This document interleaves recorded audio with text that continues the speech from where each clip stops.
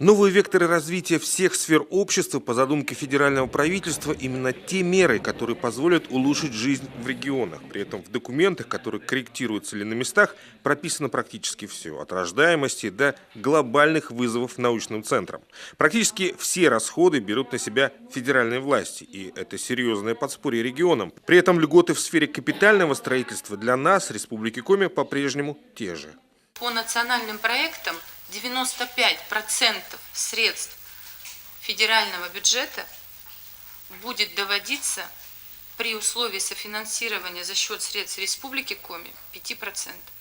То есть предельные объемы финансирования по мероприятиям в большей степени подразумеваются за счет федерального бюджета. По объектам капстроя пока мы работаем по 999 постановлению правительства, для нашей республики это 30% софинансирования региона на 70% финансирования за счет средств федерального бюджета.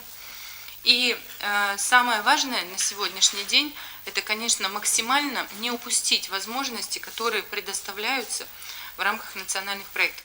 В здравоохранении главная борьба с онкологией и сосудистыми заболеваниями. В социалке финансовая поддержка семей при рождении детей, рост коэффициента рождаемости, ликвидация очередей в яслях и мотивация к здоровому образу жизни – краеугольные камни нашей стратегии проекта «Демография».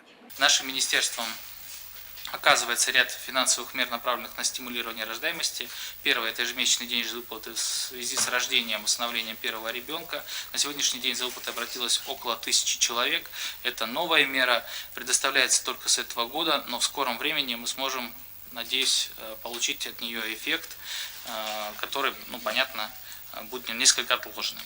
В образовании на две ключевые задачи – попадание в мировой топ-10 по качеству обучения и воспитания гармоничной личности в ребенке – отвечают сразу 9 национальных проектов. И здесь у нас все вполне достойно. Ответить за свои целевые показатели республика готова уже в ближайший вторник. А вот по развитию науки есть вопросы. Задача Кремлем поставлена четко. По научно-техническому прогрессу Россия должна быть в мировой пятерке. Для этого федеральные власти готовы ежегодно увеличивать финансирование отрасли. Возможно, деньги станут ключевым фактором в выполнении еще одной сверхзадачи. Наша страна, а значит и Республика Коми, должны стать привлекательными для иностранных ученых.